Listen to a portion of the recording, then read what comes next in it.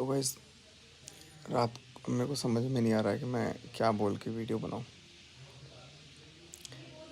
रात को मैंने सोचा था कि सब कुछ एकदम नॉर्मल तरीके से, सब कुछ एकदम अच्छे तरीके से, धीरे धीरे टाइम लगेगा, सब ठीक हो जाएगा। बहुत सारे लोग मेरी गलती को ही बोल रहे हैं, मेरी गलती मेरी गलती। मैं बोल देता हूँ सारी गलती मेरी ही है, टोटल गलती मेरी ही है, उसी की सज़ा मुझे मिलेगी। मैं इतना गिर गया हूँ कि मनीषा क्या मुझे एक्सेप्ट करेगी नहीं करेगी। मैं खुद को फील कर रहा हूँ कि मैं किसी के लायक नहीं हूँ। मैं कहीं का नहीं रहा, मैं कहीं का नहीं रहा। किसी की कोई गलती नहीं है, सारी गलती मेरी है, सारी गलती मेरी है। और मुझे उसकी सज़ा मिलनी चाहिए, मिलनी चाहिए, मतलब मिलनी चाहिए। मिल भी रही है, मिलेगी भी, और मैं तैयार भी हूँ। अब मेरे को कुछ भी हो, कुछ भी हो, मेरे को कोई फ़र्क नहीं पड़ता। और अभी जीवन के ऐसे मोड़ पे हूँ कि ये जीवन ही जीवन नहीं लग रहा है। खुद से ही सब खराब कर लिया, दूसरों को मैं क्या बोलूँ।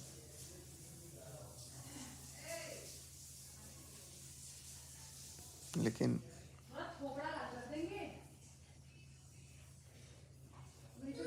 ज़िंदगी, मैंने आज सोचा था कि आज उठूँगा, सब धीरे धीरे मैं नॉर्मल व्लॉग बनाऊँगा, सब कुछ करूँगा, ये करूँगा वो करूँगा।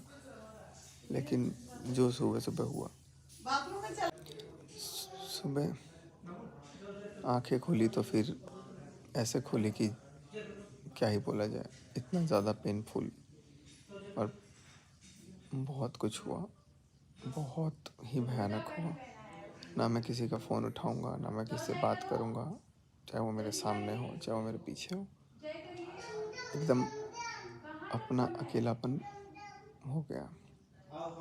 लाइफ तो ख़त्म ही है, कुछ बचा ही नहीं है। अब क्या बचा है? लेकिन कुछ ऐसी बातों का एलिगेशन भी लगा है मेरे ऊपर, या उसके ऊपर भी, जो है ही नहीं। और इतना बड़ा एलिगेशन है, इतना बड़ा एलिगेशन है कि शायद वो किसी के लिए भी बर्दाश्त के लायक नहीं है। बट कुछ बातें जो हैं वो एलिगेशन नहीं है।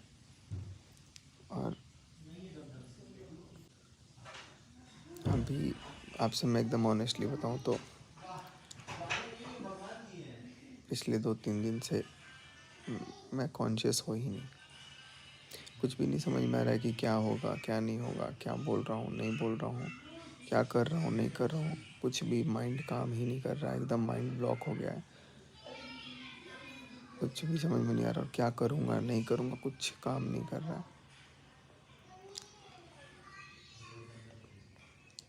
अब समझ में भी नहीं आ रहा है कुछ, और दिमाग भी नहीं चल रहा है।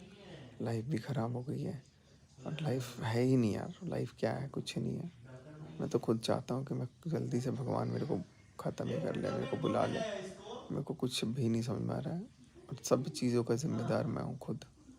सब चीज़ों का मैं खुद ज़िम्मेदार हूँ।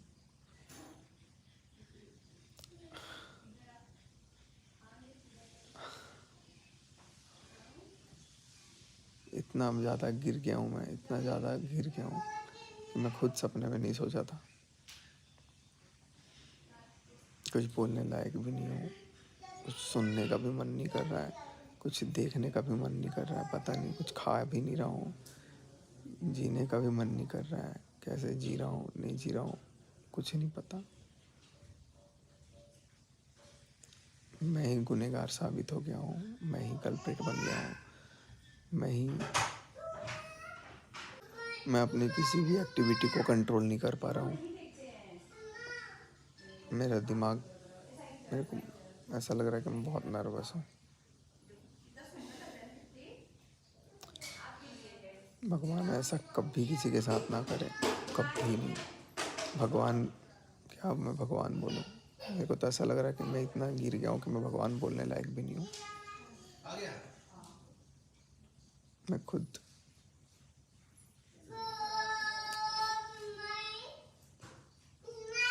कुछ समझ में नहीं आ रहा है। अब किसी से बात नहीं कर रहा हूँ, ना किसी से बात नहीं कर रहा हूँ, ना करने का मन है और शायद करूँगा भी नहीं। मन में बहुत कुछ है, लेकिन इसके बाद मुझे कुछ बोलने का मन नहीं है। और एकदम मेरा तो देखो सब कुछ ख़त्म हो गया है, ख़त्म हो गया मतलब ख़त्म। और मेरी ज़िंदगी में मुझे अब कोई भी नहीं चाहिए। पता नहीं रहूँगा कि नहीं, मेरे को कुछ भी समझ में नहीं आ रहा है। मैं अपने आप को एनालाइज़ कर रहा हूँ तो आई एम फीलिंग लाइक कि मैं एक सीवियर डिप्रेशन का पेशेंट हूँ इस टाइम पे, और बहुत ज़्यादा परेशानी है, बहुत ज़्यादा।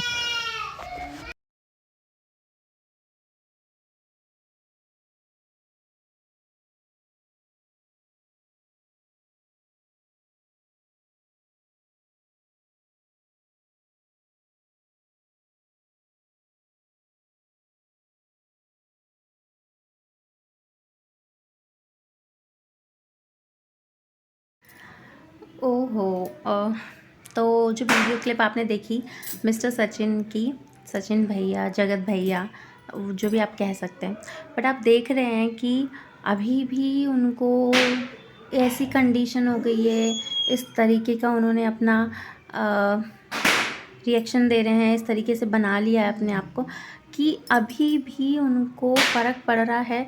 तो उनसे, दूसरे लोगों से, अपनों से फ़र्क नहीं पड़ रहा है। आपकी वाइफ है जो आप इतना सर्वाइव करके आई है, आपके लिए इतनी सारी सिचुएशन फेस ऑफ करके आपके लिए, आपके साथ रहने के लिए आई है।